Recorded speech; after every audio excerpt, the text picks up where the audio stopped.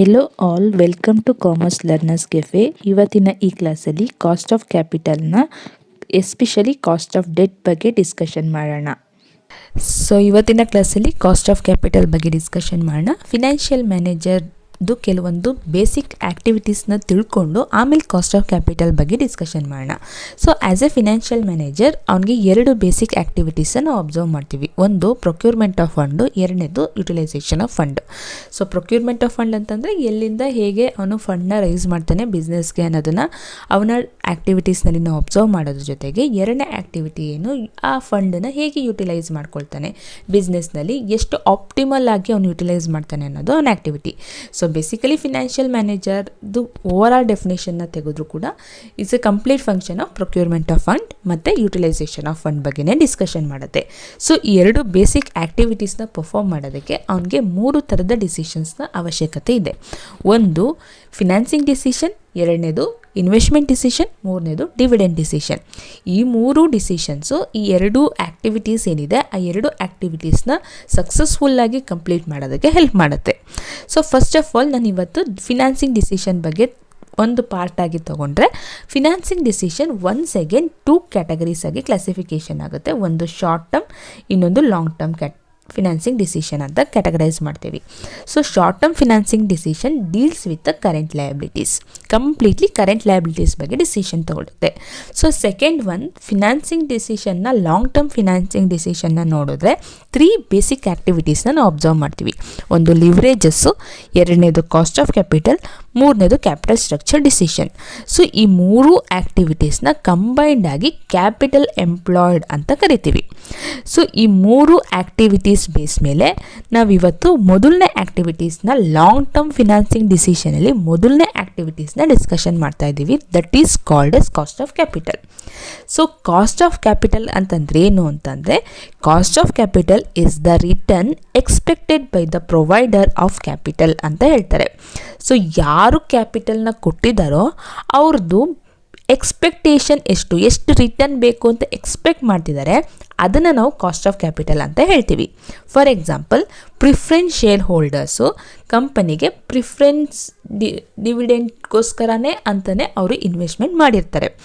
ಇಲ್ಲೇನಾಯಿತು, ಎಷ್ಟು ಪರ್ಸೆಂಟೇಜ್ ಅಂತ 8%, 9% preference share ಏನನ್ನು ಡಿನೋಟ್ ಮಾಡ್ತಾ ಇದೆ, ನಮಗೆ 8% ಅಷ್ಟು ಅವರು ಏನು ಇನ್ವೆಸ್ಟ್ಮೆಂಟ್ ಮಾಡಿದ್ದಾರೆ ಕ್ಯಾಪಿಟಲ್ ಅಷ್ಟು ರಿಟರ್ನ್ನ ಕೊಡ್ತೀವಿ ಅನ್ನೋದನ್ನು ಅಶ್ಯೂರ್ ಮಾಡ್ತಾ ಇದೆ. ಇಲ್ಲಿ ಬಿಸ್ನೆಸ್ನಲ್ಲಿ ಕಾಸ್ಟ್ ಆಫ್ ಕ್ಯಾಪಿಟಲ್ ಏನಾಯಿತು, ಇಲ್ಲಿ ಅವನಿಗೆ ಅವನ ಹತ್ರ ಪ್ರಿಫರೆನ್ಸ್ ಶೇರ್ ಹೋಲ್ಡರ್ ಹತ್ರ ಏನು ಅಮೌಂಟ್ನ ಕಲೆಕ್ಟ್ ಮಾಡಿದ್ದಾನೆ ಆ ಅಮೌಂಟ್ನ ಯೂಸ್ ಮಾಡಿಕೊಂಡು ಅವನು ಏನು ಬಿಸ್ನೆಸ್ ಮಾಡ್ತಾನೆ, ಆ ಬಿಸ್ನೆಸ್ಸಿಂದ ಅಟ್ಲೀಸ್ಟ್ ಅವನು 8% ಅಷ್ಟು ಡಿವಿಡೆಂಡ್ ಕೊಡೋಷ್ಟಾದರೂ ಅವನಿಗೆ ಇನ್ಕಮ್ ರಿಟರ್ನ್ ಬರಬೇಕು. That is called S cost of capital. ಇಲ್ಲಿ ಇಕ್ವಿಟಿ ಶೇರ್ ಹೋಲ್ಡರ್ಸ್ ಇರ್ಬೋದು, ಪ್ರಿಫರೆನ್ಸ್ ಶೇರ್ ಹೋಲ್ಡರ್ಸ್ ಇರ್ಬೋದು, ಡಿಬೆಂಚರ್ ಹೋಲ್ಡರ್ ಇರ್ಬೋದು, ಬ್ಯಾಂಕ್ಸ್ ಇರ್ಬೋದು, ಯಾರೆಲ್ಲ ಫಿನಾನ್ಸಿಂಗ್ ಮಾಡಿರ್ತಾರೆ ಅವರಿಗೆ ಕೊಡಬೇಕಾಗಿರುವಂಥ ಮಿನಿಮಮ್ ಕಟ್ ಆಫ್ ರೇಟ್ನ ನಾವು ಅರ್ನ್ ಮಾಡೋದನ್ನೇ ನಾವೇನು ಹೇಳ್ತೀವಿ, ಕಾಸ್ಟ್ ಆಫ್ ಕ್ಯಾಪಿಟಲ್ ಅಂತ ಹೇಳ್ತೀವಿ. ಈ ಕಾಸ್ಟ್ ಆಫ್ ಕ್ಯಾಪಿಟಲ್ನ ಫಸ್ಟ್ ನಮಗೆ ಲಾಂಗ್ ಟರ್ಮ್ ಫಿನಾನ್ಷಿಯಲ್ ಸೋರ್ಸಸ್ ಯಾವುದು ಅಂತ ಗೊತ್ತಾದರೆ ಅದರಲ್ಲಿ ನಾವು ಎಲ್ಲದಕ್ಕೂ ಕೂಡ ನಾವು ಕಾಸ್ಟ್ ಆಫ್ ಕ್ಯಾಪಿಟಲ್ನ ಐಡೆಂಟಿಫೈ ಮಾಡ್ಬೋದು. ಲಾಂಗ್ ಟರ್ಮ್ ಫಿನಾನ್ಸಿಂಗ್ ಕ್ಯಾಪಿಟಲ್ಗಳನ್ನ ನಾವು ಬೇಸಿಕಲಿ 5 ಕ್ಯಾಟಗರೀಸ್ ಆಗಿ ಕ್ಲಾಸಿಫಿಕೇಷನ್ ಮಾಡ್ತೀವಿ. ಒಂದು ಈಕ್ವಿಟಿ ಫಿನಾನ್ಸು, ಇನ್ನೊಂದು ಪ್ರಿಫರೆನ್ಸು, ಇನ್ನೊಂದು ಡೆಟ್ಟಲ್ಲಿ 2 ರೀತಿ, ಒಂದು ಡಿಬೆಂಚರು, ಇನ್ನೊಂದು ಲಾಂಗ್ ಟರ್ಮ್ ಲೋನ್, ಬ್ಯಾಂಕ್ಸಲ್ಲಿ ತೊಗೊಳ್ಳುವಂಥ ಲೋನ್ಸ್ಗಳು. Then 5th type of finance ಬಂದು retained earnings. Portion of amount ಏನು ಸೇವ್ ಮಾಡಿಟ್ಕೊಳ್ತಾರೆ ಪ್ರಾಫಿಟಲ್ಲಿ, that is called as retained earnings. ಈ 5 ಫಿನಾನ್ಸ್ ಕ್ಯಾಪಿಟಲ್ ಏನಿದೆ, 5 ಕ್ಯಾಪಿಟಲ್ದು ರಿಕ್ವೈರ್ಡ್ ರೇಟ್ ಆಫ್ ರಿಟರ್ನ್ನ ನಾವೇನು ಹೇಳ್ತಿದ್ವಿ, ಕಾಸ್ಟ್ ಆಫ್ ಕ್ಯಾಪಿಟಲ್ ಅಂತ ಹೇಳ್ತಿದ್ವಿ. ಈ ಕಾಸ್ಟ್ ಆಫ್ ಕ್ಯಾಪಿಟಲ್ನ ಡಿನೋಟ್ ಮಾಡೋದಕ್ಕೆ ಕೆನ ನಾವೇನು ಮಾಡ್ತಿದ್ದೀವಿ, ಸಿಂಬಲ್ ಆಗಿ ಯೂಸ್ ಮಾಡ್ತಾ ಇದ್ದೀವಿ. ಕಾಸ್ಟ್ ಆಫ್ ಈಕ್ವಿಟಿನ ಫೈಂಡ್ ಔಟ್ ಮಾಡಬೇಕಾದ್ರೆ ಕಾಸ್ಟ್ ಆಫ್ ಈಕ್ವಿಟಿನ KE ಮುಖಾಂತರ ರೆಪ್ರೆಸೆಂಟೇಷನ್ ಮಾಡ್ತೀವಿ. ಅದೇ ರೀತಿ ಪ್ರಿಫರೆನ್ಸ್ ಶೇರ್ನ KP ಮುಖಾಂತರ, ಅದೇ ರೀತಿ ಡಿಬೆಂಚರ್ಗೆ KD ಅಂತ, ಲಾಂಗ್ ಟರ್ಮ್ ಅಥವಾ ಟರ್ಮ್ ಲೋನ್ನ KT ಅಂತ, ಮತ್ತು ರಿಟೇನ್ಡ್ ಅರ್ನಿಂಗ್ಸ್ನ KR ಅಂತ ಡಿನೋಟ್ ಮಾಡ್ತೀವಿ. ಇದು ಇಂಡಿವಿಜುವಲ್ ಕ್ಯಾಪಿಟಲ್ದು ಕಾಸ್ಟ್ ಆಫ್ ಕ್ಯಾಪಿಟಲ್ನ ಐಡೆಂಟಿಫೈ ಮಾಡೋದು. ಬಟ್ ಕಂಪನಿಗೆ ನಾವು ಓವರ್ ಆಲ್ ಕಟ್ ಆಫ್ ರೇಟ್ನ ಐಡೆಂಟಿಫೈ ಮಾಡೋದಕ್ಕೆ ನಮಗೇನು ಬೇಕು, KO ಬೇಕು. KO is nothing but over all cost of capital. So ಇದನ್ನು ನಾವು weighted average cost of capital ಅಂತಲೂ ಕೂಡ ಕರಿತೀವಿ. ದೆನ್ ಸೊ ಇದಿಷ್ಟನ್ನು ಐಡೆಂಟಿಫೈ ಮಾಡಬೇಕಾದ್ರೆ ನಮಗೊಂದಷ್ಟು ಕಾಸ್ಟ್ ಆಫ್ ಕ್ಯಾಪಿಟಲ್ನ ಐಡೆಂಟಿಫೈ ಮಾಡೋಕ್ಕೆ ಕೆಲವೊಂದು ಡಿಟರ್ಮಿನೆಂಟ್ಸ್ ಬೇಕು. ಸೊ ಏನು ಡಿಟರ್ಮಿನೆಂಟ್ಸ್ ಅಂತ ಅಂದರೆ, so cost of capital usually ಯಾವುದರಲ್ಲಿ ರೆಪ್ರೆಸೆಂಟೇಷನ್ ಮಾಡ್ತೀವಿ, ಇನ್ ಟರ್ಮ್ಸ್ ಆಫ್ ಪರ್ಸೆಂಟೇಜ್, ಅದು ಪರ್ ಆನಮ್ ಬೇಸಿಸಲ್ಲಿ ನಾವು ಐಡೆಂಟಿಫೈ ಮಾಡ್ತೀವಿ. ಸೊ ಇಲ್ಲಿ ನಮಗೆ 3 ವೆರೈಟೀಸ್ ಆಫ್ ಇನ್ಫ್ಲೋಸ್ನ ನಾವು ಅಬ್ಸರ್ವ್ ಮಾಡ್ತೀವಿ. ಒಂದು, inflow of amount received at the beginning. ಏನು, ಯಾವಾಗ ನಾವು ಫಂಡ್ನ ರೈಸ್ ಮಾಡ್ತೀವಿ, ಫಂಡ್ ರೈಸ್ ಮಾಡಿದಾಗ ಈಕ್ವಿಟಿ ಶೇರ್ ಹೋಲ್ಡರ್ಸ್ ಹತ್ರ ನಾವು ಫಂಡ್ ರೈಸ್ ಮಾಡಿದ್ವಿ, that is called as inflow. Preference share holder ಹತ್ರ ಫಂಡ್ ರೈಸ್ ಮಾಡಿದ್ವಿ, that is called as inflow. So ಯಾವ ಸೋರ್ಸಸ್ ಆಫ್ ಫಿನಾನ್ಸಿಂದ ನಾವು ಫಂಡ್ನ ರೈಸ್ ಮಾಡಿ ಕಲೆಕ್ಟ್ ಮಾಡ್ತೀವಿ, that is called as inflow. So beginning usually it happened in the ಬಿಗಿನಿಂಗಲ್ಲಿ ನಮಗೆ ಇನ್ಫ್ಲೋಸ್ ಇರುತ್ತೆ. ದೆನ್ ಸೆಕೆಂಡ್ ಡಿಟರ್ಮಿನೆಂಟ್ ಏನು ನಮಗೆ ಕಾಸ್ಟ್ ಆಫ್ ಕ್ಯಾಪಿಟಲ್ನ ಐಡೆಂಟಿಫೈ ಮಾಡೋಕ್ಕೆ, ಔಟ್ಫ್ಲೋ ಆಫ್ ಪೇಮೆಂಟ್. ಸೊ ಏನು ಕಲೆಕ್ಟ್ ಮಾಡಿದ್ದೀವಿ ಸೋರ್ಸಸ್ ಆಫ್ ಫಿನಾನ್ಸು, ಅದಕ್ಕೆ ನಾವೇನು ಪೇಮೆಂಟ್ ಮಾಡಬೇಕಾಗುತ್ತೆ, ಇಂಟ್ರೆಸ್ಟ್ ಪೇಮೆಂಟ್ ಮಾಡಬೇಕಾಗುತ್ತೆ, ಶೇರ್ಸ್ನ ಕಲೆಕ್ಟ್ ಮಾಡಿದರೆ ಡಿವಿಡೆಂಡ್ ಪೇಮೆಂಟ್ ಮಾಡಬೇಕಾಗುತ್ತೆ. So some time preference share, debenture, ಲೋನ್ಸ್ನ ನಾವು ಫೈನಲಿ ನಾವೇನು ಮಾಡಬೇಕಾಗುತ್ತೆ, ರಿಡೀಮ್ ಮಾಡಬೇಕಾಗುತ್ತೆ. ಸೊ ಆ ರಿಡಂಪ್ಷನ್ ಅಮೌಂಟು. ಸೊ ಇದೆಲ್ಲ ಏನಾಗುತ್ತೆ, ನಮಗೆ ಫಂಡು ಔಟ್ಫ್ಲೋ ಆಗ್ತಾ ಇದೆ. ಸೊ ಇನ್ಫ್ಲೋ ಬಿಗಿನಿಂಗಲ್ಲಾದರೆ ಔಟ್ಫ್ಲೋ ಏನಾಗ್ತಾ ಹೋಗುತ್ತೆ, interest, dividend, redeemed amount, usually outflow of ಫಂಡನ್ನ ನಾವು ಅಬ್ಸರ್ವ್ ಮಾಡ್ತೀವಿ. ಈ ಎರಡರ ಮಧ್ಯ ನಮಗೆ ಮೂರನೇದೊಂದು ಪಾಯಿಂಟ್ ಇದೆ, inflow of tax benefit of interest. So some time especially cost of debt ಮತ್ತು ಈ ಟರ್ಮ್ ಲೋನಲ್ಲಿ ನನಗೆ ಈ ಇಂಟ್ರೆಸ್ಟ್ ಅಮೌಂಟ್ ಏನಿದೆ, ಆ ಇಂಟ್ರೆಸ್ಟ್ ಅಮೌಂಟ್ ಮೇಲೆ ನನಗೆ ಟ್ಯಾಕ್ಸ್ ಬೆನಿಫಿಟ್ ಸಿಗುತ್ತೆ. ಅದನ್ನು ಹೇಗೆ ಅಂತ ಡಿಸ್ಕಷನ್ ಮಾಡ್ತೀನಿ. ಸೊ ಈ ಬೆನಿಫಿಟ್ ಏನಿದೆ ಅದನ್ನು ಕೂಡ ನಾನು ಇನ್ಫ್ಲೋ ಆಗಿ ನಾನು ಕನ್ವರ್ಟ್ ಮಾಡ್ಕೋಬೋದು. That is the benefit. ಆ ಪರ್ಸೆಂಟೇಜ್ ಆಫ್ ಅಮೌಂಟ್ ನನಗೆ ಎಕ್ಸ್ಟ್ರಾ ಸೇವಿಂಗ್ಸ್ ಆಗ್ತಾ ಇರುತ್ತೆ. ಆ ಸೇವಿಂಗ್ಸ್ ಅಮೌಂಟ್ನ ನನಗೆ ಏನು ಅಂತ ಹೇಳ್ಬೋದು, ಇನ್ಫ್ಲೋ ಅಂತ ಕನ್ಸಿಡರ್ ಮಾಡ್ಬೋದು. ಸೊ ಓವರ್ ಆಲ್ ಆಗಿ ಈ ಮೂರು ಇನ್ಫ್ಲೋಸ್ ಮತ್ತು ಔಟ್ಫ್ಲೋಸ್ ಏನಿದೆ ಅದು ಬೇಸಿಕಲಿ ಅದರದ್ದೇ ರೋಲ್ ಇದೆ ಕಾಸ್ಟ್ ಆಫ್ ಕ್ಯಾಪಿಟಲ್ನಲ್ಲಿ ನಾವು ಕಾಸ್ಟ್ ಆಫ್ ಕ್ಯಾಪಿಟಲ್ನ ಡಿಟರ್ಮೈನ್ ಮಾಡೋದಕ್ಕೆ. ಸೊ ಇದ್ರ ಜೊತೆಗೆ ಕಾಸ್ಟ್ ಆಫ್ ಕ್ಯಾಪಿಟಲ್ನ ನಾವು ಕಟ್ ಆಫ್ ರೇಟ್ ಅಂತ ಹೇಳ್ತಾ ಇದ್ದೀರಿ. ಸೊ ರೇಟ್ನ ನಾನು ಒಂದು R ಅಂತ ವ್ಯಾಲ್ಯೂನಲ್ಲಿ ಡಿರೈವ್ ಮಾಡ್ಬೋದಾ.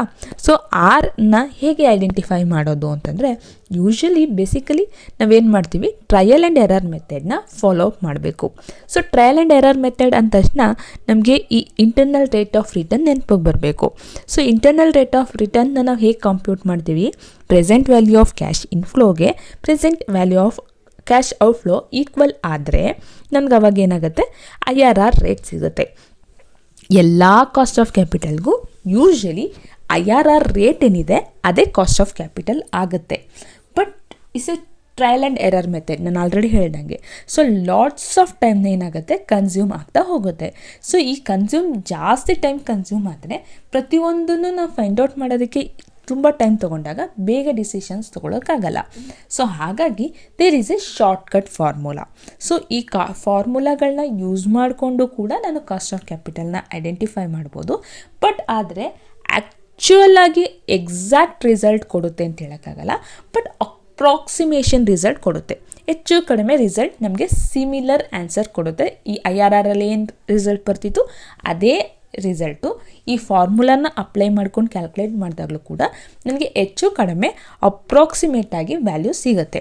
ಸೊ ಹಾಗಾಗಿ ನಾವು ಏನು ಕಾಸ್ಟ್ ಆಫ್ ಕ್ಯಾಪಿಟಲ್ನಲ್ಲಿ ವರ್ಕೌಟ್ ಮಾಡ್ತೀವಿ ಅವೆಲ್ಲ ಕೂಡ ನಮಗೇನಾಗಿರುತ್ತೆ, ಅಪ್ರಾಕ್ಸಿಮೇಷನ್ ಬೇಸಿಸ್ ಮೇಲೇ ವರ್ಕ್ ಆಗ್ತಾ ಬರುತ್ತೆ. ಸೊ ಈಗ ನಾನು ಆಲ್ರೆಡಿ ಹೇಳಿದೆ, ಇನ್ಫ್ಲೋ ಆಫ್ ಫಂಡ್ ಏನಿದೆ, ಎಸ್ಪೆಷಲಿ ಇಂಟ್ರೆಸ್ಟ್ ಸೇವಿಂಗ್ಸ್ ಬರುತ್ತಲ್ಲ, ಟ್ಯಾಕ್ಸ್ ಸೇವಿಂಗ್ ಪೋರ್ಷನು, ಅದು ಹೇಗಾಗುತ್ತೆ ಅನ್ನೋದನ್ನು ನಾನು ಇಲ್ಲಿ ಡಿಸ್ಕಷನ್ ಮಾಡ್ತೀನಿ. ಸೊ ಇಲ್ಲಿ ಒಂದು ಎಕ್ಸಾಂಪಲ್ ತೊಗೊಂಡಿದ್ದೀನಿ. 2 ಕಂಪನಿ ಇದೆ, ಒಂದು A ಲಿಮಿಟೆಡ್, ಇನ್ನೊಂದು B ಲಿಮಿಟೆಡ್. 2 ಕಂಪನಿದು ಒಂದು ಫೀಚರ್ ಏನು ಅಂತಂದರೆ, A ಲಿಮಿಟೆಡ್ ಬರೀ ಡೆಟ್ನ ಮಾತ್ರ ಫಂಡಾಗಿ ಯೂಸ್ ಮಾಡ್ಕೊಂಡಿದೆ. ಏನು ಮಾಡಿದೆ, ಡಿಬೆಂಚರು ಅಥವಾ ಲೋನ್ ರೈಸ್ ಮಾಡ್ಕೊಂಡಿದೆ ಅಂತ ಅಸ್ಯೂಮ್ ಮಾಡ್ಕೊಳ್ಳೋಣ. B ಕಂಪನಿ ಏನು ಮಾಡ್ತಾ ಇದೆ, ಪ್ರಿಫರೆನ್ಸ್ ಶೇರ್ಸ್ನ ಇಶ್ಯೂ ಮಾಡಿ ಫಂಡ್ನ ರೈಸ್ ಮಾಡಿದೆ. ಸೊ ಸಿಚುಯೇಷನ್ ಏನಿದೆ ಅಂತಂದರೆ, 2 ಕಂಪನಿದು EBIT ಸೇಮ್ ಇದೆ. EBIT is nothing but operating profit. So operating profit 2 ಕಂಪನಿದು ಸೇಮ್ ಇದೆ. ಸೊ ಅದನ್ನು ಇಟ್ಕೊಂಡು ನಾನೀಗ ಒಂದು ಇಲಾಸ್ಟ್ರೇಟ್ ಮಾಡಿ ತೋರಿಸ್ತೀನಿ ಹೇಗೆ ನನಗೆ ಟ್ಯಾಕ್ಸ್ ಬೆನಿಫಿಟ್ ಆಗುತ್ತೆ ಅಂತ ಅಂದ್ಬಿಟ್ಟು. ಸೊ ಎ ಕಂಪನಿದು 100 ರೂಪೀಸ್ ಇದೆ, ಬಿ ಕಂಪನಿ ಹತ್ರನೂ 100 ರೂಪೀಸ್ ಇದೆ. ಎ ಕಂಪನಿ ಮಾತ್ರ ಅಲ್ವಾ ಡಿಬೆಂಚರ್ನ ಇಶ್ಯೂ ಮಾಡಿರೋದು. ಸೊ EBITಯಿಂದ ಏನು ಮಾಡ್ತೀವಿ, ಇಂಟ್ರೆಸ್ಟ್ನ ಡಿಡಕ್ಟ್ ಮಾಡ್ತೀವಿ. ಸೊ EBITಯಿಂದ ಇಂಟ್ರೆಸ್ಟ್ ಡಿಡಕ್ಟ್ ಮಾಡಬೇಕಾದ್ರೆ ಅಸ್ಯೂಮ್ 30% ಇಂಟ್ರೆಸ್ಟ್ ಅಂತ ಅಂದ್ಕೊಂಡ್ರೆ 30 ರೂಪೀಸ್ ಆಗುತ್ತಾ 100 ರೂಪೀಸ್ ಮೇ. ಸೊ 30 ರೂಪೀಸ್ನ ಮೈನಸ್ ಮಾಡಿಕೊಂಡ್ರೆ 70 rupees is balancing figure. So ಅದನ್ನು ಅರ್ನಿಂಗ್ ಬಿಫೋರ್ ಟ್ಯಾಕ್ಸ್ ಅಂತ ಹೇಳ್ಬೋದಾ. ಸೇಮ್ ಬಿ ಕಂಪನಿನಲ್ಲಿ ಇಂಟ್ರೆಸ್ಟ್ ಕೊಡೋದಕ್ಕೆ ಡೆಟ್ನ ರೈಸ್ ಮಾಡಿಲ್ಲ, ಸೊ ಹಾಗಾಗಿ ನಿಲ್. ಸೊ EBT ಎಷ್ಟು ಉಳ್ಕೊಳ್ತು, 100 ರೂಪೀಸೇ ಉಳ್ಕೊಳ್ತು. ದೆನ್ ಅದಾದಮೇಲೆ ಟ್ಯಾಕ್ಸ್ ಅರ್ನಿಂಗ್ ಬಿಫೋರ್ ಟ್ಯಾಕ್ಸ್ ಅಂದಮೇಲೆ ನೆಕ್ಸ್ಟ್ ಏನು ಮಾಡಬೇಕು, ಟ್ಯಾಕ್ಸ್ ಡಿಡಕ್ಷನ್ ಮಾಡಬೇಕು. Tax rate assume 30%. So 30% of 70 ಅಂತಂದರೆ 21 ರೂಪೀಸ್. ಸೊ ಇಲ್ಲಿ 100 ರೂಪೀಸ್ ಇದೆ EBT, 30% ಆಫ್ 100 ಅಂತಂದರೆ 30 ರೂಪೀಸ್. ದೆನ್ ಟ್ಯಾಕ್ಸ್ನ ಡಿಡಕ್ಷನ್ ಮಾಡಿದ್ಮೇಲೆ ಅರ್ನಿಂಗ್ಸ್ ಅವೈಲೇಬಲ್ ಆಫ್ಟರ್ ಟ್ಯಾಕ್ಸ್ ಎಷ್ಟಾಗ್ತಿದೆ, 49 ರೂಪೀಸ್ ಇದೆ ಎ ಕಂಪನಿ ಹತ್ರ, ಬಿ ಕಂಪನಿ ಹತ್ರ 70 ರೂಪೀಸ್ ಇದೆ. ದೆನ್ ಪ್ರಿಫರೆನ್ಸ್ ಡಿವಿಡೆಂಡ್ ಪೇಮೆಂಟ್ ಮಾಡಬೇಕು. ಸೊ ಪ್ರಿಫರೆನ್ಸ್ ಡಿವಿಡೆಂಡ್ ಎ ಕಂಪನಿಗೆ ಬರಲ್ಲ, ಯಾಕಂದರೆ ಅದು ರೈಸ್ ಮಾಡಿರೋದು ಡಿಬೆಂಚರ್. ಬಿ ಕಂಪನಿಗೆ 30 ರೂಪೀಸ್ ಸೇಮ್ ಅಮೌಂಟ್ ಪೇಮೆಂಟ್ ಮಾಡಿದ್ರು. ಸೊ ಫೈನಲ್ ಆಗಿ ಈಕ್ವಿಟಿ ಶೇರ್ ಹೋಲ್ಡರ್ಸ್ಗೆ ಅವೈಲೇಬಲ್ ಆಗಿರುವಂಥ ಅರ್ನಿಂಗ್ಸ್ ಬಂದು ಎ ಕಂಪನಿ ಹತ್ರ 49 ರೂಪೀಸ್ ಇದೆ, ಬಿ ಕಂಪನಿ ಹತ್ರ 40 ರೂಪೀಸ್ ಇದೆ. ಹೇಗೆ ಡಿಫ್ರೆನ್ಸ್ ಆಯಿತು, ಎಷ್ಟು ಡಿಫ್ರೆನ್ಸ್ ಇದೆ ನಾವು ಅಬ್ಸರ್ವ್ ಮಾಡಿದ್ರೆ ಎರಡು ಕಂಪನಿದು 9 ರೂಪೀಸ್ ಡಿಫ್ರೆನ್ಸ್ ಇದೆ. ಈ 9 ರೂಪೀಸ್ ಡಿಫ್ರೆನ್ಸ್ ಎಲ್ಲಾಯಿತು ಅಂತಂದರೆ ಈ ಇಂಟ್ರೆಸ್ಟ್ ಪೋರ್ಷನ್, ಟ್ಯಾಕ್ಸ್ ಪೋರ್ಷನ್ನ ಅಬ್ಸರ್ವ್ ಮಾಡಿ. ಸೊ ಇಲ್ಲಿ ನಾವು 30 ರೂಪೀಸ್ ಪೇಮೆಂಟ್ ಮಾಡಿದ್ದೀವಿ, ಅಲ್ಲಿ 21 ರೂಪೀಸ್ ಪೇಮೆಂಟ್ ಮಾಡಿದ್ದೀವಿ. ಆಲ್ಮೋಸ್ಟ್ ಎಕ್ಸಾಕ್ಟಾಗಿ 9 ರೂಪೀಸ್ ಅಲ್ಲ ಡಿಫ್ರೆನ್ಸ್. ಸೊ ಇದರ ಅರ್ಥ ಏನು ಅಂತಂದರೆ ಡೆಟ್ ಫಿನಾನ್ಸಿಂಗಲ್ಲಿ ನಾವು ಟ್ಯಾಕ್ಸ್ ಕಟ್ಟೋಕ್ಕೂ ಮುಂಚೆನೇ ಇಂಟ್ರೆಸ್ಟ್ ಪೇಮೆಂಟ್ ಮಾಡೋದ್ರಿಂದ ನನಗೇನಾಗ್ತಾ ಇದೆ, ಟ್ಯಾಕ್ಸ್ ಅಮೌಂಟ್ನಲ್ಲಿ ಸೇವಿಂಗ್ಸ್ ಆಗ್ತಾ ಇದೆ. ಸೊ ಆ ಸೇವಿಂಗ್ಸು ನನ್ನ earnings available to equity share ಹೋಲ್ಡರ್ಸ್ಗೆ ಬೆನಿಫಿಟ್ ಆಗಿ ಎಕ್ಸ್ಟ್ರಾ ಅಮೌಂಟ್ ಕೊಡ್ತಾ ಇದೆ. ಸೊ ಇದರಿಂದ ಕಂಪನಿಯ ವ್ಯಾಲ್ಯೂ ಜಾಸ್ತಿ ಆಗುತ್ತೆ. ಸೊ ಇದರಿಂದ ಒಂದು ಅರ್ಥ ಮಾಡ್ಕೋಬೋದು, ಡೆಟ್ ಫಿನಾನ್ಸಿಂಗು ಬೇರೆ ಸೋರ್ಸಸ್ ಆಫ್ ಫಿನಾನ್ಸಿಂಗಿಗೆ ಕಂಪೇರ್ ಮಾಡಿದ್ರೆ ಚೀಪೆಸ್ಟ್ ಸೋರ್ಸ್ ಆಫ್ ಫಿನಾನ್ಸ್ ಅಂತ ಹೇಳ್ಬೋದು. ಸೊ ಇದನ್ನು ಒಂದು ಸ್ಟ್ರಕ್ಚರ್ಡ್ ಆಗಿ ಒಂದು ಹೇಗೆ ಲಾಜಿಕಲಾಗಿ ಅರ್ಥ ಮಾಡ್ಕೊಳ್ಳೋದು ಅಂತಂದರೆ 30 ರೂಪೀಸ್ಗೆ 30% ಅಂದರೆ 9 ರೂಪೀಸ್, ಹೌದಾ. ಸೊ ಹಾಗಾಗಿ 30 ರೂಪೀಸಲ್ಲಿ 9 ರೂಪೀಸ್ ಕಳೆದ್ರೆ 21 ರೂಪೀಸ ಟ್ಯಾಕ್ಸ್ ಅಮೌಂಟು. ಸೊ ಇದನ್ನು ಹೇಗೆ ಬರ್ಕೊಳ್ತೀವಿ ಅಂತಂದರೆ 30 ರೂಪೀಸ್ ಅದನ್ನು 1 - 30% ಅಂತ ಅಂದರೂ ಕೂಡ ನನಗೇನಾಯಿತು, ಸೇಮ್ ಆನ್ಸರ್ಸ್ನ 30 ರೂಪೀಸ್ಗೆ 1 - 30% ಅಂತ ಕೌಂಟ್ ಮಾಡಿದ್ರೆ ನನಗೆ ಆಲ್ಮೋಸ್ಟ್ ಆನ್ಸರ್ 21 ರೂಪೀಸೇ ಬರ್ತಾಯಿದೆ, ಅಂದರೆ ಟ್ಯಾಕ್ಸ್ ಅಮೌಂಟು ಸೇವಿಂಗ್ಸ್ ಅಮೌಂಟ್ನ ಮೈನಸ್ ಮಾಡಿ. ಸೊ ಹಾಗಾಗಿ ನಾವು ಎಲ್ಲಿ ನಮಗೆ ಟ್ಯಾಕ್ಸ್ ಬೆನಿಫಿಟ್ ಸಿಗುತ್ತೋ ಅಲ್ಲಿ ನಾವೇನು ಮಾಡ್ತೀವಿ, 1 - Tನ ಯಾವ ಏನಿದೆ ಔಟ್ಫ್ಲೋಗೆ ನಾವೇನು ಮಾಡಬೇಕು, ಮಲ್ಟಿಪ್ಲಿಕೇಶನ್ ಮಾಡ್ಕೊಳ್ಳೋದ್ರಿಂದ ಈಸಿಯಾಗಿ ಐಡೆಂಟಿಫೈ ಮಾಡ್ಬೋದು. ಸೊ ಹಾಗಾಗಿ ಇಂಟ್ರೆಸ್ಟ್ ಇಂಟು 1 - T ಮಾಡಿದ್ರೆ ನನಗೆ ಈ ಟ್ಯಾಕ್ಸ್ ಬೆನಿಫಿಟ್ನ ಅಡ್ಜಸ್ಟ್ ಮಾಡ್ಬೋದಾ. ಸೊ ಆ ಆ್ಯಕ್ಟಿವಿಟೀಸ್ನ ನಾವೀಗ ಎಲ್ಲಿ ಮಾಡ್ತಿದ್ದೀವಿ, ಕಾಸ್ಟ್ ಆಫ್ ಡೆಟ್ನಲ್ಲಿ ವರ್ಕೌಟ್ ಮಾಡ್ತೀವಿ. ಸೊ ಫಸ್ಟು ಕಾಸ್ಟ್ ಆಫ್ ಕ್ಯಾಪಿಟಲ್ನ ಈ ಫಸ್ಟ್ ಪೋರ್ಷನ್ ಆಗಿ ನಾನು ಕಾಸ್ಟ್ ಆಫ್ ಡೆಟ್ನ ಕನ್ಸಿಡರ್ ಮಾಡ್ಕೊಳ್ತಾ ಇದ್ದೀನಿ. ಸೊ ಕಾಸ್ಟ್ ಆಫ್ ಡೆಟ್ನ ನಾವೇನು ಹೇಳ್ತಿರ್ತೀವಿ, KD ಅಂತ ಕರಿತೀವಿ ಅಂತ ಹೇಳಿದೆ. ಸೊ ಕಾಸ್ಟ್ ಆಫ್ ಡೆಟ್ನ ಕ್ಲಾಸಿಫಿಕೇಷನ್ ಮಾಡ್ಕೊಳ್ಳೋಣ. ಫಸ್ಟ್ ಆಫ್ ಆಲ್ ಒಂದು ಕಾಸ್ಟ್ ಆಫ್ ಇರ್ರಿಡಿಮೇಬಲ್ ಡಿಬೆಂಚರ್ ಮತ್ತು ಕಾಸ್ಟ್ ಆಫ್ ರಿಡೀಮೇಬಲ್ ಡಿಬೆಂಚರ್ ಅಂತ ಕ್ಯಾಟಗರೈಸ್ ಮಾಡ್ಕೊಳ್ತೀನಿ. ಯಾಕೆಂದರೆ ಡಿಬೆಂಚರ್ ನೇಚರ್ನ ನಾವು ಬೇಸಿಕಲಿ 2 ರೀತಿ ಕ್ಯಾಟಗರೈಸ್ ಮಾಡ್ಬೋದು.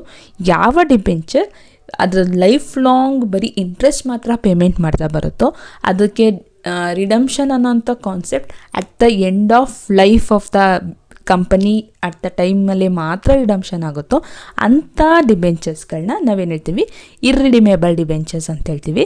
ಬೇಸಿಕಲಿ ಇಲ್ಲಿ ಏನಾಗುತ್ತೆ ಅಂತಂದರೆ ಅದು ವೈಂಡ್ ಅಪ್ ಆಗೋ ತನಕ ಏನು ಮಾಡ್ತಾ ಹೋಗುತ್ತೆ, ಇಂಟ್ರೆಸ್ಟ್ನ ಮಾತ್ರ ಪೇಮೆಂಟ್ ಮಾಡ್ತಾ ಹೋಗುತ್ತೆ. ಸೊ ಹಾಗಾಗಿ ಇಲ್ಲಿ ಕ್ಯಾಶ್ ಔಟ್ಫ್ಲೋ ಏನಾಗಿರುತ್ತೆ, ಬರೀ ಇಂಟ್ರೆಸ್ಟ್ ಅಮೌಂಟ್ ಮಾತ್ರ ಇರುತ್ತೆ. ಸೊ ಹಾಗಾಗಿ ಇಲ್ಲಿ ನನಗೆ ಅಪ್ರಾಕ್ಸಿಮೇಷನ್ ಫಾರ್ಮುಲಾ ಏನಾಗಿರುತ್ತೆ ಅಂತಂದರೆ KD = interest divided by net proceeds ಅಥವಾ ಮಾರ್ಕೆಟ್ ಪ್ರೈಸ್. ಯಾವಾಗ ಯೂಸ್ ಮಾಡಬೇಕು ಅಂತ ಹೇಳ್ತೀನಿ. ನೆಟ್ ಪ್ರೊಸೀಡ್ಸ್ ಯಾವಾಗಲೂ ಕೂಡ ಫ್ರೆಶ್ ಆಗಿ ಇಶ್ಯೂ ಮಾಡಿದಾಗ, ಹೊಸದಾಗಿ ಇಶ್ಯೂ ಮಾಡಿದಾಗ ನೆಟ್ ಪ್ರೊಸೀಡ್ಸನ್ನ ಕನ್ಸಿಡರ್ ಮಾಡ್ಕೊಳ್ತೀವಿ. ಆಲ್ರೆಡಿ ಮಾರ್ಕೆಟ್ನಲ್ಲಿ ಎಕ್ಸಿಸ್ಟೆನ್ಸ್ ಇದೆ, ಯಾವಾಗಲೂ ಇಶ್ಯೂ ಮಾಡಿದ್ದೀವಿ, ಯಾವುದೋ ಇನ್ ಬಿಟ್ವೀನಲ್ಲಿ ನಾವು ಕಾಸ್ಟ್ ಆಫ್ ಡೆಟ್ನ ಫೈಂಡ್ ಔಟ್ ಮಾಡಬೇಕಾದ್ರೆ ಮಾರ್ಕೆಟ್ ಪ್ರೈಸ್ನ ನಾವು ಕನ್ಸಿಡರ್ ಮಾಡ್ಕೊಳ್ತೀವಿ. ಸೊ ನಾನು ಆಲ್ರೆಡಿ ಹೇಳ್ದಂಗೆ ಡೆಟ್ನಲ್ಲಿ ನನಗೆ ಏನು ಬೆನಿಫಿಟ್ ಸಿಗುತ್ತೆ, ಟ್ಯಾಕ್ಸ್ ಬೆನಿಫಿಟ್ ಸಿಗುತ್ತೆ. ಈ ಟ್ಯಾಕ್ಸ್ ಬೆನಿಫಿಟ್ಸ್ನ ನಾನು 1 - t ಮಲ್ಟಿಪ್ಲೈ ಮಾಡಬೇಕು ಅಂತ ಹೇಳಿದ್ನಲ್ಲ, ದ ಸೇಮ್ ಆನ್ಸರ್ ನಾವಿಲ್ಲಿ ಅಪ್ಲೈ ಮಾಡ್ಕೊಳ್ತಾ ಇದ್ದೀವಿ. ಸೊ ಹಾಗಾಗಿ ಇಲ್ಲಿ cost of debt is equal to interest divided by net proceeds ಅಥವಾ ಮಾರ್ಕೆಟ್ ಪ್ರೈಸ್ ಇಂಟು 1 - t ಮಾಡಿದ್ರೆ ಏನು ಸಿಗುತ್ತೆ, ರಿಡೀಮೇಬಲ್ ಡಿಬೆಂಚರ್ದು ಕಾಸ್ಟ್ ಆಫ್ ಕ್ಯಾಪಿಟಲ್ ಸಿಗುತ್ತೆ. ಸೊ ರಿಡೀಮೇಬಲ್ ಡಿಬೆಂಚರ್ ಅಂದ್ರೇನು? ಸೊ ಸರ್ಟೈನ್ ಟೈಮ್ ಪೀರಿಯಡ್ಗೆ ನನಗೇನಾಗುತ್ತೆ, ಈ ಡಿಬೆಂಚರ್ ನಾನು ರೀಪೇಮೆಂಟ್ ಮಾಡುವಂಥ ಸಿಚುವೇಶನ್ ಬರುತ್ತೆ. ಸೊ ಇಲ್ಲಿ ರಿಡೀಮೇಬಲ್ ಡಿಬೆಂಚರ್ಸ್ನ ನಾವು 2 ಫಾರ್ಮುಲಾ ಅಥವಾ 2 ಮೆಥಡಲ್ಲಿ ನಾವು ಫೈಂಡ್ ಔಟ್ ಮಾಡ್ಬೋದು. ಒಂದು ಈಲ್ಡ್ ಟು ಮೆಚುರಿಟಿ ಮೆಥಡು, ಇನ್ನೊಂದು formula method, shortcut formula method. So shortcut formula ಮೆಥಡ್ನ ನಾವು ಯೂಶಲಿ ಪಾಪ್ಯುಲರಾಗಿ ಯೂಸ್ ಮಾಡೋದ್ರಿಂದ ಸೊ ಏನು ಫಾರ್ಮುಲಾ ಇದೆ ಅಂತ ಡಿಕೋಡ್ ಮಾಡೋಣ. So cost of debt is equal to interest into 1 - t is common. Interest is an outflow. So ಔಟ್ಫ್ಲೋನ ತೊಗೊಳ್ತಾ ಇದ್ದೀನಿ. ಜೊತೆಗೆ ಒಂದು 5 ವರ್ಷ nth ಇಯರ್ ಆದಮೇಲೆ ನಾವೇನು ಪೇಮೆಂಟ್ ಮಾಡಬೇಕು, ರಿಡಮ್ಷನ್ ಅಮೌಂಟ್, ಅಂದರೆ ಅವ್ರು ಏನು ಪೇಮೆಂಟ್ ನಾನು ಕೊಟ್ಟಿರೋ ಅಮೌಂಟು, ಆ ಅಮೌಂಟ್ನ ರೀಪೇಮೆಂಟ್ ಮಾಡಬೇಕು. ಸೊ ಆ ರೀಪೇಮೆಂಟ್ ಮಾಡೋದಕ್ಕೋಸ್ಕರ ನಾನು ಏನು ಮಾಡ್ತಿದ್ದೀನಿ, ರಿಡಮ್ಷನ್ ವ್ಯಾಲ್ಯೂಯಿಂದ ನೆಟ್ ಪ್ರೊಸೀಡ್ಸ್ನ ಮೈನಸ್ ಮಾಡ್ಕೊಳ್ತೀನಿ. ನೆಟ್ ಪ್ರೊಸೀಡ್ಸ್ ಅಂದರೆ ಏನು ಅಂತ ಕ್ಲಾರಿಫಿಕೇಷನ್ ಕೊಡ್ತೀನಿ. ನೆಟ್ ಪ್ರೊಸೀಡ್ಸ್ ಯೂಶಲಿ ಯಾವಾಗ ಮಾರ್ಕೆಟ್ ಹೊಸದಾಗಿ ಇಶ್ಯೂ ಮಾಡ್ತೀವಿ ಆವಾಗ ನಾವು ನೆಟ್ ಪ್ರೊಸೀಡ್ಸ್ನ ಕನ್ಸಿಡರ್ ಮಾಡ್ಕೊಳ್ತೀವಿ. ಸಪೋಸ್ ಇನ್ ಬಿಟ್ವೀನ್ ಆಗಿದ್ದರೆ ಮಾರ್ಕೆಟ್ ವ್ಯಾಲ್ಯೂನ ನಾವು ಕನ್ಸಿಡರ್ ಮಾಡ್ಕೊಳ್ಬೋದು. ಸೊ ಇದು ನಾನು ಪೇಮೆಂಟ್ ಮಾಡಬೇಕಾಗಿರುವಂಥ ವ್ಯಾಲ್ಯೂಸ್ನ ಹೇಳುತ್ತೆ. ಇದನ್ನು ಓವರಾಲ್ ಡಿವೈಡೆಡ್ ಬೈ ಮಾಡ್ತಿದ್ದೀನಿ. ಸೊ ಇಲ್ಲಿ 1 - t is only applicable to interest. So ಹಾಗಾಗಿ ಐ ಜೊತೆ ಮಲ್ಟಿಪ್ಲಿಕೇಶನ್ ತೊಗೊಳ್ತಾ ಇದ್ದೀನಿ. ಸೊ ಓವರಾಲ್ ಡಿವೈಡೆಡ್ ಬೈ ನಾವು ಏನು ಮಾಡ್ತಿದ್ದೀವಿ, redemption value plus net proceeds divided by 2 ಮಾಡ್ತಾಯಿದ್ದೀನಿ. ಯಾಕೆ, ಇಲ್ಲಿ ಇನ್ಫ್ಲೋ ಆಫ್ ಅಮೌಂಟ್, ನಾನು ರಿಸೀವ್ ಮಾಡಿದಾಗ ಅಮೌಂಟ್ ಏನು ತೊಗೊಂಡಿದ್ದೀನಿ ಅದನ್ನು ಆ್ಯಾವ್ರೇಜ್ ತೊಗೊಂಡಿದ್ದೀನಿ. ಸೊ ಆ್ಯಾವ್ರೇಜ್ನ ನಾವು ರಿಡಮ್ಷನಿಂದ ನೆಟ್ ಪ್ರೊಸೀಡ್, ರಿಸೀವ್ ಮಾಡಿದ ಅಮೌಂಟು, ಕೊಡಬೇಕಾಗಿರೋ amount divided by 2 average. So that is called S received amount. So ಈ ಫಾರ್ಮುಲಾನ ಅಪ್ಲೈ ಮಾಡಿನೂ ಕೂಡ ನಾನು ಏನು ಮಾಡ್ಬೋದು, ರಿಡೀಮೇಬಲ್ ಡಿಬೆಂಚರ್ಗೆ ನಾನು ಫೈಂಡ್ ಔಟ್ ಮಾಡ್ಬೋದು ಪ್ರಾಬ್ಲಮ್ನ. ಸೊ ಈಗ ನಾವು ಏನು ಮಾಡೋಣ, ಕೆಲವೊಂದು ಕೀ ಪಾಯಿಂಟ್ಸ್ಗಳನ್ನ ಡಿಸ್ಕಷನ್ ಮಾಡೋಣ. ಏನು ಕೀ ಪಾಯಿಂಟ್ಸ್, ನಾವು ಈ ಸೆಕ್ಯೂರಿಟೀಸ್ ಅಥವಾ ಡಿಬೆಂಚರ್ಗೆ ಸಂಬಂಧಪಟ್ಟಂಗೆ ಕೆಲವೊಂದು ಪಾಯಿಂಟ್ಸ್ ಗೊತ್ತಿರಬೇಕು. ಈಗ ಆಲ್ರೆಡಿ ನಾನು ಏನು ಹೇಳಿದೆ, ನೆಟ್ ಪ್ರೊಸೀಡ್ಸ್ ಅಂತ ಹೇಳಿದೆ, ಅದನ್ನ ಈಗ ಕನ್ಸಿಡರ್ ಮಾಡೋದು ಹಂಗಂದ್ರೆ ಏನು ಅನ್ನೋದು ಕ್ಲಾರಿಫಿಕೇಷನ್ಸ್ ಬೇಕು.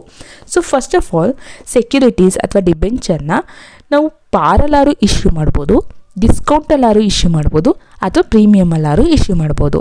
ಸೊ ಹಂಗಂದ್ರೇನು, ಪಾರ್ ಅಂತಂದರೆ ಫೇಸ್ ವ್ಯಾಲ್ಯೂ 100 ರೂಪಾಯಿ ಡಿಬೆಂಚರ್ ಇಶ್ಯೂ ಮಾಡ್ತಾ ಇದ್ದೀನಿ ಅಂದರೆ 100 ರೂಪಾಯಿಗೆ ಇಶ್ಯೂ ಮಾಡಿದ್ರೆ ದಟ್ ಈಸ್ ಕಾಲ್ಡ್ ಎಸ್ ಪಾರ್ ವ್ಯಾಲ್ಯೂ. ಸೊ ಅದನ್ನು ಡಿಸ್ಕೌಂಟಲ್ಲಾರು ಇಶ್ಯೂ ಮಾಡ್ಬೋದು. 100 ರೂಪಾಯಿಂದು ಡಿಬೆಂಚರ್ನ 80 ರೂಪಾಯಿಗೆ ಮಾರ್ತಾಯಿದ್ದೀನಿ. ಸೊ ಅದ್ರ ವ್ಯಾಲ್ಯೂ 100 ರೂಪಾಯಿನೇ, ಅದೇ 80 ರೂಪಾಯಿಗೆ ಮಾರ್ತಾಯಿದ್ದೀನಿ, that is called as discount. ಪ್ರೀಮಿಯಮಲ್ಲೇ ಇದ್ದರೆ 100 ರೂಪಾಯಿ ಡಿಬೆಂಚರ್ನ 110 ರೂಪಾಯಿಗೆ ಮಾರ್ತಾಯಿದ್ದೀವಿ. ಸೊ ಅದ್ರ ವ್ಯಾಲ್ಯೂ 100 ರೂಪಾಯಿನೇ, ಆದರೆ ನಾನು ಸೇಲ್ ಮಾಡ್ತಿರೋದು ಅಮೌಂಟ್ ಎಷ್ಟು, 110 ರೂಪಾಯಿ, that is called as premium. So ಸೆಕ್ಯೂರಿಟೀಸ್ನ ಪಾರ್, ಡಿಸ್ಕೌಂಟ್, ಪ್ರೀಮಿಯಮ್ 3ರಲ್ಲಿ ಯಾವ ಥರದಲ್ಲಾದರೂ ಕೂಡ ಏನು ಮಾಡ್ಬೋದು, ಇಶ್ಯೂ ಮಾಡ್ಬೋದು. ಸೊ ಇದರ ಅರ್ಥ ಏನು ಅಂದರೆ, ನಾವು ನೆಟ್ ಪ್ರೊಸೀಡ್ಸ್ನ ಕನ್ಸಿಡರ್ ಮಾಡಬೇಕಾದ್ರೆ ಸೊ ಇಲ್ಲಿ ಏನಾಗುತ್ತೆ, ಪಾರ್ ಅಂದರೆ ಬರೀ ಫೇಸ್ ವ್ಯಾಲ್ಯೂ ತೊಗೊಳ್ತೀವಿ, ಡಿಸ್ಕೌಂಟಲ್ಲಾದರೆ ಫೇಸ್ ವ್ಯಾಲ್ಯೂಯಿಂದ ಡಿಸ್ಕೌಂಟ್ನ ಮೈನಸ್ ಮಾಡ್ತೀವಿ, ಪ್ರೀಮಿಯಮ್ ಆದರೆ ಫೇಸ್ ವ್ಯಾಲ್ಯೂಗೆ ಪ್ರೀಮಿಯಮ್ನ ಆ್ಯಡ್ ಮಾಡ್ತೀವಿ. ಇದು ನಮಗೆ ಗೊತ್ತಿರಬೇಕು. ದೆನ್ ಅದೇ ರೀತಿ ಸಿಮಿಲರ್ಲಿ ಸೆಕ್ಯೂರಿಟೀಸ್ನ ರಿಡಮ್ಷನ್ ಮಾಡೋ ಟೈಮಲ್ಲಿ ಪಾರಲ್ಲಾರು ರಿಡಮ್ಷನ್ ಮಾಡ್ಬೋದು, ಅಥವಾ ಡಿಸ್ಕೌಂಟಲ್ಲಾರು ರಿಡಮ್ಷನ್ ಮಾಡ್ಬೋದು, ಅಥವಾ ಪ್ರೀಮಿಯಮಲ್ಲಾರು ರಿಡಮ್ಷನ್ ಮಾಡ್ಬೋದು. ಸೇಮ್ ಸಿಚುವೇಶನ್ ರಿಡಮ್ಷನ್ ಸಿಚುವೇಷನಲ್ಲೂ ನಾವು ಅಬ್ಸರ್ವ್ ಮಾಡ್ತೀವಿ. ಇನ್ನು ಥರ್ಡ್ ಪಾಯಿಂಟ್ ಬಂದು flotation cost. So flotation cost ಅಂತಂದರೆ ಏನು ಅಂತಂದರೆ, ಇಶ್ಯೂ ಮಾಡಬೇಕಾದ್ರೆ ಹೊಸ ಸೆಕ್ಯೂರಿಟೀಸ್ಗಳನ್ನ ಇಶ್ಯೂ ಮಾಡಬೇಕಾದ್ರೆ ಕೆಲವೊಂದು ಎಕ್ಸ್ಪೆಂಡಿಚರ್ ಆಗುತ್ತೆ. For example brokerage, commission, under writing expenses, ಈ ಎಲ್ಲ ಅಮೌಂಟ್ಗಳು ಹೊಸದಾಗಿ ಇಶ್ಯೂ ಮಾಡಬೇಕಾದ್ರೆ ಆಗುವಂಥ ಎಕ್ಸ್ಪೆನ್ಸಸ್ಸು. ಇದನ್ನು ಅಸೋಸಿಯೇಟೆಡ್ ಎಕ್ಸ್ಪೆನ್ಸಸ್ ಅಥವಾ ಫ್ಲೋಟೇಷನ್ ಕಾಸ್ಟ್ ಅಂತ ಹೇಳ್ಬೋದು. ಸೊ ಈ ಫ್ಲೋಟೇಷನ್ ಕಾಸ್ಟ್ನ ನಾವೇನು ಮಾಡಬೇಕಾಗತ್ತೆ, ನೆಟ್ ಪ್ರೊಸೀಡ್ಸಲ್ಲಿ ಮೈನಸ್ ಮಾಡಬೇಕು ಅಂತ ಹೇಳುತ್ತೆ. ಸೊ ಇಲ್ಲಿ ನಾನೊಂದು ಪಾಯಿಂಟ್ ಹೇಳಿದೆ, ಈ ಫ್ಲೋಟೇಷನ್ ಕಾಸ್ಟ್ ಆಗೋದು ಯಾವಾಗ ನ್ಯೂ ಇಶ್ಯೂಸಲ್ಲಿ ಮಾತ್ರ. ಎಕ್ಸಿಸ್ಟಿಂಗ್ ಮಾರ್ಕೆಟ್ನಲ್ಲಿ ಆಲ್ರೆಡಿ ಇದೆ, ಎಕ್ಸಿಸ್ಟೆನ್ಸಲ್ಲಿ ಇದೆ ಡಿಬೆಂಚರು ಅಂದರೆ ಆವಾಗ ನಮಗೆ ಫ್ಲೋಟೇಷನ್ ಕಾಸ್ಟ್ ಕನ್ಸಿಡರ್ ಮಾಡೋಂಗಿಲ್ಲ. ಸೊ ಇಲ್ಲಿ ಏನಾದರೂ ಪ್ರಾಬ್ಲಮಲ್ಲಿ ನೆಟ್ ಪ್ರೊಸೀಡ್ಸ್ ಬಗ್ಗೆ ನೆಟ್ ಪ್ರೊಸೀಡ್ಸ್ನ ಕ್ಯಾಲ್ಕುಲೇಟ್ ಮಾಡಬೇಕಾದ್ರೆ ಫ್ಲೋಟೇಷನ್ ಕಾಸ್ಟ್ ಬಗ್ಗೆ ಏನೂ ಹೇಳಿಲ್ಲ ಅಂತಂದರೆ ನಾವು ಅದನ್ನು ಝೀರೋ ಅಂತ ಕನ್ಸಿಡರ್ ಮಾಡ್ಕೊಳ್ತೀವಿ ಮತ್ತು ಡಿಡಕ್ಷನ್ ಏನಿದೆ ನೆಟ್ ಪ್ರೊಸೀಡ್ಸಿಂದ ಫ್ಲೋಟೇಷನ್ ಕಾಸ್ಟ್ನ ಮೈನಸ್ ಮಾಡಬೇಕು. ಅದು ನಮ್ಮ ತಲೆಯಲ್ಲಿ ಇದ್ದರೆ ಸಾಕು. ಇನ್ನು ನೆಟ್ ಪ್ರೊಸೀಡ್ಸ್ ಅಂತಂದರೆ ಏನು? ಸೊ ನೆಟ್ ಪ್ರೊಸೀಡ್ಸ್ ಅಂತಂದ್ರೇನು, ಇಶ್ಯೂ ಪ್ರೈಸಿಂದ ಏನೆಲ್ಲ ಫ್ಲೋಟೇಷನ್ ಕಾಸ್ಟ್ ಆಯ್ತಲ್ಲ ಆ ಕಾಸ್ಟನ್ನು ಮೈನಸ್ ಮಾಡ್ಕೊಳ್ಳೋ ಅಂಥ ಆ್ಯಕ್ಟಿವಿಟೀಸ್ನ ನೆಟ್ ಪ್ರೊಸೀಡ್ಸ್ ಅಂತ ಹೇಳ್ತೀವಿ. ಸೊ ಆ್ಯಕ್ಚುಲಿ ನಾನು 100 ರೂಪಾಯಿ ಕಲೆಕ್ಟ್ ಮಾಡಿದ್ದೀನಿ. 100 ರೂಪಾಯಲ್ಲಿ ನಾನು ಅದಕ್ಕೆ ಕಲೆಕ್ಟ್ ಮಾಡೋದಕ್ಕೆ ಅಂತ ಆಗಿರೋಂಥ ಎಕ್ಸ್ಪೆನ್ಸಸ್ಗಳನ್ನ ಕಳೆದ್ರೆ ಆ್ಯಕ್ಚುಲಿ ನನ್ನ ಕೈಲಿ ಎಷ್ಟಿದೆ amount, that is called as net proceeds. Finally ಕಂಪನಿಯ ಕೈಯಲ್ಲಿ ಎಷ್ಟು ಅಮೌಂಟ್ ಉಳ್ಕೊಳ್ದು ಕಲೆಕ್ಟ್ ಮಾಡಬೇಕಾರೆ ಅನ್ನೋದನ್ನು ನೆಟ್ ಪ್ರೊಸೀಡ್ಸ್ ಅಂತ ಹೇಳ್ತೀವಿ. ನಾನು 100 ರೂಪಾಯಿ ಕಲೆಕ್ಟ್ ಮಾಡಿ ಪಾರಲ್ಲಿ ಇಶ್ಯೂ ಮಾಡಿದ್ದೀನಿ. ಪಾರಲ್ಲಿ ಇಶ್ಯೂ ಮಾಡಬೇಕಾದ್ರೆ ನನಗೆ 5 ರೂಪಾಯಿ ಅಂಡರ್ ರೈಟಿಂಗ್ ಕಮಿಷನ್ನೇ ಕೊಡಬೇಕು. ಸೊ ಫೈನಲಿ ಕಂಪನಿ ಹತ್ರ ಎಷ್ಟು ಅಮೌಂಟ್ ಉಳಿದಿದೆ? 95 rupees. That is called as net proceeds. So ಈ ನೆಟ್ ಪ್ರೊಸೀಡ್ಸ್ನ ಕೊಟ್ಟಿಲ್ಲ ಅಂತಂದರೆ ನಾವು ಝೀರೋ ಅಂತ ಅಸ್ಯೂಮ್ ಮಾಡ್ಕೊಳ್ಬೋದು. There is no issues.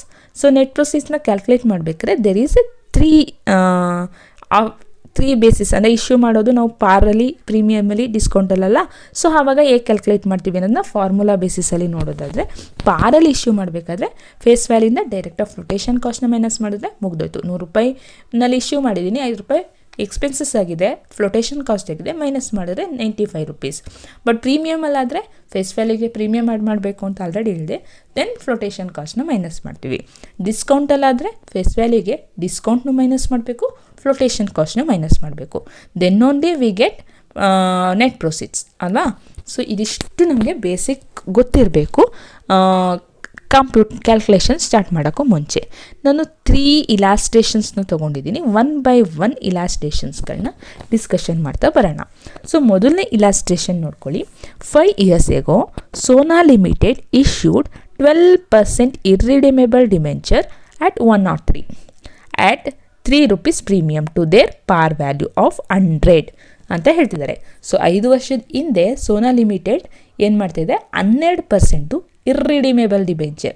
So ನಮಗೆ ಇದು ಆಲ್ರೆಡಿ ಫಾರ್ಮುಲಾ ಡಿಫ್ರೆನ್ಸ್ ಆಗುತ್ತೆ ಅಂತ ಗೊತ್ತಲ್ವಾ. ಸೊ ಇರ್ರಿಡಿಮೇಬಲ್ ಡಿಬೆಂಚರ್ನ ಇಶ್ಯೂ ಮಾಡ್ತಿದ್ದಾರೆ. ಎಷ್ಟು ಪರ್ಸೆಂಟೇಜ್ದು? 12%. ಎಷ್ಟು ರೂಪಾಯಿಗೆ ಇಶ್ಯೂ ಮಾಡಿದ್ದಾರೆ? 103 ರೂಪೀಸ್. ಸೊ ಈ 103 ರೂಪೀಸ್ನಲ್ಲಿ 3 ರೂಪೀಸ್ ಏನಾಗಿದೆ, ಪ್ರೀಮಿಯಮ್ ಅಮೌಂಟ್ ಆಗಿದೆ. 100 ರೂಪಾಯಿನು ಫೇಸ್ ವ್ಯಾಲ್ಯೂ ಆಗಿದೆ. ದ ಕರೆಂಟ್ ಮಾರ್ಕೆಟ್ ಪ್ರೈಸ್ ಎಷ್ಟಿದೆ ಆ ಡಿಬೆಂಚರ್ದು ಅಂತಂದರೆ 94 ರೂಪೀಸ್ ಇದೆ. If the company pays corporate tax at the rate of 35. The tax rate is important ಅಲ್ವಾ. ಡೆಟ್ ಕ್ಯಾಲ್ಕುಲೇಷನ್ ಮಾಡಬೇಕಾದ್ರೆ ಟ್ಯಾಕ್ಸ್ ಬೆನಿಫಿಟ್ ಆಗುತ್ತೆ. ಸೊ ಕಂಪ್ನಿ ಎಷ್ಟು ಪೇಮೆಂಟ್ ಮಾಡ್ತಾ ಇದೆ tax amount? 35%. Calculate current cost of debenture ಎಷ್ಟಿದೆ ಅಂತ ಹೇಳ್ತಿದ್ದಾರೆ. ಸೊ ನಮ್ಗೆ ಆಲ್ರೆಡಿ ಗೊತ್ತು. ಸೊ ಏನೇನೆಲ್ಲ ಇನ್ಫಾರ್ಮೇಷನ್ ಕೊಟ್ಟಿದ್ದಾರೆ ನಮಗೆ ಪ್ರಾಬ್ಲಮಲ್ಲಿ, ಇಂಟ್ರೆಸ್ಟ್ ಕ್ಯಾಲ್ಕುಲೇಷನ್ ಮಾಡ್ಕೋಬೇಕು. ಸೊ ಇಂಟ್ರೆಸ್ಟ್ ಯಾವಾಗಲೂ ಯಾವುದ್ರ ಮೇಲೆ ಕ್ಯಾಲ್ಕುಲೇಟ್ ಮಾಡ್ತೀವಿ? ಪಾರ್ ವ್ಯಾಲ್ಯೂ ಮೇಲೆ. So 100 rupees each debenture. So 100 ರೂಪೀಸ್ಗೆ 12% ಅಂದರೆ 12 rupees is interest amount. So ಇಲ್ಲಿ ನಾನು ಮಾರ್ಕೆಟ್ ಪ್ರೈಸ್ನ ಕನ್ಸಿಡರ್ ಮಾಡ್ಕೊಳ್ತೀನಿ. ಮಾರ್ಕೆಟ್ ಪ್ರೈಸ್ ಎಷ್ಟು? 94 ರೂಪೀಸ್. ಫೇಸ್ ವ್ಯಾಲ್ಯೂ ಎಷ್ಟಿದೆ? 100 ರೂಪೀಸ್. ಪ್ರೀಮಿಯಮ್ ಎಷ್ಟಿದೆ? 3 ರೂಪೀಸ್. ಬಟ್ ನನಗಿಲ್ಲಿ ಈ ಕ್ಯಾಲ್ಕುಲೇಷನ್ಸಲ್ಲಿ ನನಗೆ ನೆಟ್ ಪ್ರೊಸೀಡ್ಸ್ ಇಂಪಾರ್ಟೆಂಟ್ ಇಲ್ಲ. ಯಾಕೆ ಅಂತಂದರೆ ಆಲ್ರೆಡಿ ಮಾರ್ಕೆಟ್ನಲ್ಲಿ ಎಕ್ಸಿಸ್ಟೆನ್ಸಲ್ಲಿದೆ ಡಿಬೆಂಚರು. ಸೊ ಹಾಗಾಗಿ ನಾನಿಲ್ಲಿ ಮಾರ್ಕೆಟ್ ಪ್ರೈಸ್ನ ನಾನು ಕ್ಯಾಲ್ಕುಲೇಷನ್ಸ್ಗೆ ತೊಗೊಳ್ತೀನಿ. So 94 is an important. Then tax rate 35% ಇದೆ.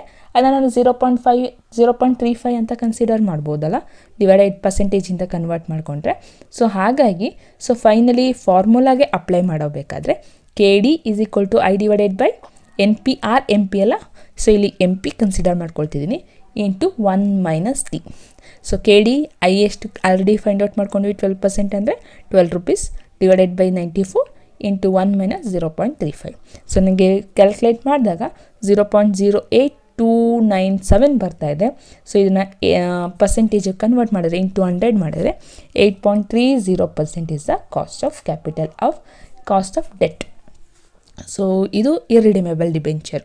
ಇನ್ನು ರಿಡೀಮೇಬಲ್ ಡಿಬೆಂಚರ್ ಬಗ್ಗೆ ಡಿಸ್ಕಷನ್ ಮಾಡಬೇಕಾದ್ರೆ ಸೆಕೆಂಡ್ ಪ್ರಾಬ್ಲಮ್ನ ನಾವು ಅಬ್ಸರ್ವ್ ಮಾಡೋಣ. ಸೊ ಸೆಕೆಂಡ್ ಪ್ರಾಬ್ಲಮ್ ಅಬ್ಸರ್ವ್ ಮಾಡಿ. A company issued 10,000 rupees 10% debenture of 100 each. So ಏನು ಮಾಡ್ತಿದೆ ಕಂಪನಿ 10,000 ಡಿಬೆಂಚರ್ನ 10% ರೇಟ್ ಆಫ್ ಇಂಟ್ರೆಸ್ಟಲ್ಲಿ ಏನು ಮಾಡ್ತಿದೆ, ₹100 ಫೇಸ್ ವ್ಯಾಲ್ಯೂ ಎಷ್ಟಿದೆ, ₹100. ಸೊ ಅದನ್ನ ಪ್ರೀಮಿಯಮಲ್ಲಿ ಇಶ್ಯೂ ಮಾಡ್ತಾಯಿದೆ. ಎಷ್ಟು ಪರ್ಸೆಂಟೇಜ್ ಪ್ರೀಮಿಯಮ್? 10% ಪ್ರೀಮಿಯಮಲ್ಲಿ ಇಶ್ಯೂ ಮಾಡ್ತಾಯಿದೆ. ಯಾವತ್ತು? 1/4/2019 ಟು ಬಿ ಮೆಚೂರ್ಡ್. ಯಾವತ್ತದು ಮೆಚೂರ್ಡ್ ಆಗ್ತಾ ಇದೆ? ಆನ್ 1/4/2024. ಇದರ ಅರ್ಥ ಏನು? ಅದು ರಿಡೀಮೇಬಲ್ ಆಗ್ತಾ ಇದೆ. Maturity is nothing but redeemed. So in future ಆ ಡಿಬೆಂಚರು ರಿಡಂಪ್ಷನ್ ಆಗತ್ತೆ ಅನ್ನೋದನ್ನು ಕ್ಲಾರಿಫಿಕೇಷನ್ ಕೊಡ್ತಾ ಇದೆ. ಸೊ ರಿಡೀಮೇಬಲ್ ಯಾವತ್ತು? 1/4/2024. ಎಷ್ಟು ವರ್ಷಕ್ಕೆ ರಿಡೀಮ್ಷನ್ ಆಗ್ತಿದೆ? 2019ಇಂದ 24 ತನಕ 5 years ಆಯಿತಾ? So debenture is redeemed at the maturity date ದಿನ ರಿಡಂಪ್ಷನ್ ಆಗ್ತಾ ಇದೆ ಅಂತ ಹೇಳ್ತಿದ್ದಾರೆ. So compute cost of debenture assuming 35% as a tax rate. So 35%ನ ಟ್ಯಾಕ್ಸ್ ರೇಟಾಗಿ ಕನ್ಸಿಡರ್ ಮಾಡ್ಕೊಳ್ಳಿ ಅಂತ ಹೇಳ್ತಿದ್ದಾರೆ. ಸೊ ಅದ್ರ ಬೇಸಿಸ್ ಮೇಲೆ ಪ್ರಾಬ್ಲಮ್ ವರ್ಕೌಟ್ ಮಾಡೋಣ. ಸೊ ನಮಗೆ ಗಿವನ್ ಡೇಟಾ ಬೇಕಲ್ಲ. ಸೊ ಇಂಟ್ರೆಸ್ಟ್ ಕ್ಯಾಲ್ಕುಲೇಷನ್ ಬೇಕು. ಇಂಟ್ರೆಸ್ಟ್ ರಿಡೀಮೇಬಲ್ ಫಾರ್ಮುಲಾ ಹಾಕೋಕ್ಕೆ ನನಗೆ ಐ ವ್ಯಾಲ್ಯೂ ಬೇಕು, ನೆಟ್ ಪ್ರೊಸೀಡ್ಸ್ ಬೇಕು, ರಿಡಂಪ್ಷನ್ ವ್ಯಾಲ್ಯೂ ಬೇಕು, ನಂಬರ್ ಆಫ್ ಇಯರ್ಸ್ ಬೇಕು, ದೆನ್ ಟ್ಯಾಕ್ಸ್ ರೇಟ್ ಬೇಕು. ಸೊ ಎಲ್ಲವನ್ನು ಫಸ್ಟೇ ಕ್ಯಾಲ್ಕುಲೇಷನ್ ಮಾಡಿ ಇಟ್ಕೊಳ್ಬೇಕು. ಸೊ ಇಂಟ್ರೆಸ್ಟ್ ಯಾವಾಗಲೂ ಫೇಸ್ ವ್ಯಾಲ್ಯೂ ಮೇಲೆ ₹100 10% ಅಂದರೆ ₹10. ನೆಟ್ ಪ್ರೊಸೀಡ್ಸ್ ಕ್ಯಾಲ್ಕುಲೇಷನ್ ಮಾಡಬೇಕಾದ್ರೆ ನನಗಿಲ್ಲಿ ₹100 ಇಸ್ ಅ ಫೇಸ್ ವ್ಯಾಲ್ಯೂ, ಅದಕ್ಕೆ 10% ಪ್ರೀಮಿಯಮ್ ಆ್ಯಡ್ ಆಗ್ತಾ ಇದೆ. ಸೊ ಹಾಗಾಗಿ 110. ಇಲ್ಲಿ ಎಕ್ಸ್ಪೆನ್ಸ್ ಫ್ಲೋಟೇಷನ್ ಕಾಸ್ಟ್ ಕೊಟ್ಟಿಲ್ಲ, ಫ್ಲೋಟೇಷನ್ ಕಾಸ್ಟ್ ಕೊಟ್ಟಿದ್ರೆ ಮೈನಸ್ ಮಾಡ್ತಾಯಿದ್ವಿ. ಸೊ ರಿಡಂಪ್ಷನ್ ವ್ಯಾಲ್ಯೂ ₹100ಗೆ ರಿಡಂಪ್ಷನ್ ಮಾಡಬೇಕು. ಅಲ್ಲಿ ಏನೂ ಹೇಳಿಲ್ಲ ಅಂದರೆ ಪಾರಲ್ಲಿ ರಿಡಂಪ್ಷನ್ ಆಗಿದೆ ಅಂತ ಅರ್ಥ. So number of years 5 years, tax rate 35%, ಅದನ್ನು 0.35 ಅಂತ ಬರ್ಕೊಳ್ಬೋದು. ಸೊ ಫಾರ್ಮುಲಾ ಏನಿದೆ ಆ ಫಾರ್ಮುಲಾಗೆ ನನ್ನ ಹತ್ರ ಏನು ಗಿವನ್ ಡೇಟಾ ಇತ್ತು ಅದನ್ನ ಹಾಗೆ ಸಬ್ಸ್ಟಿಟ್ಯೂಟ್ ಮಾಡೋದು. ಸೊ ಸಬ್ಸ್ಟಿಟ್ಯೂಟ್ ಮಾಡಿ ಸಿಂಪ್ಲಿಫಿಕೇಷನ್ ಮಾಡಿದ್ಮೇಲೆ ನನಗೆ 0.0428 ಆನ್ಸರ್ ಬರ್ತಾಯಿದೆ. ಅದನ್ನ ಪರ್ಸೆಂಟೇಜಾಗಿ ಕನ್ವರ್ಟ್ ಮಾಡಿದಾಗ 4.28% ಈಕ್ವಲ್ ಆಗ್ತಾಯಿದೆ. Okay, this is the one type of problem in a redemption ಡಿಬೆಂಚರಲ್ಲಿ, ರಿಡೀಮೇಬಲ್ ಡಿಬೆಂಚರಲ್ಲಿ. ದೆನ್ ಥರ್ಡ್ ಇಲಸ್ಟ್ರೇಷನ್ ನೋಡಿ, ಅದರಲ್ಲೇ ಒಂದು ಸ್ವಲ್ಪ ಮಾಡಿಫಿಕೇಷನ್ ಇದೆ. So a company issued 10% debenture of ₹100 each at par. ಇಲ್ಲಿ ಪ್ರೀಮಿಯಮಲ್ಲೆಲ್ಲ ಪಾರಲ್ಲಿ ಇಶ್ಯೂ ಆಗ್ತಿದೆ. Same 10,000 debenture, 10% rate of interest, ₹100 ಪಾರಲ್ಲಿ. ಸೊ ಯಾವತ್ತು ಇಶ್ಯೂ ಆಗ್ತಿದೆ? 1/4/2014. ಮೆಚುರಿಟಿ ಆಗ್ತಾ ಇರೋದು 1/4/2024. So 10 year gap. The company wants to know the cost of its existing debt.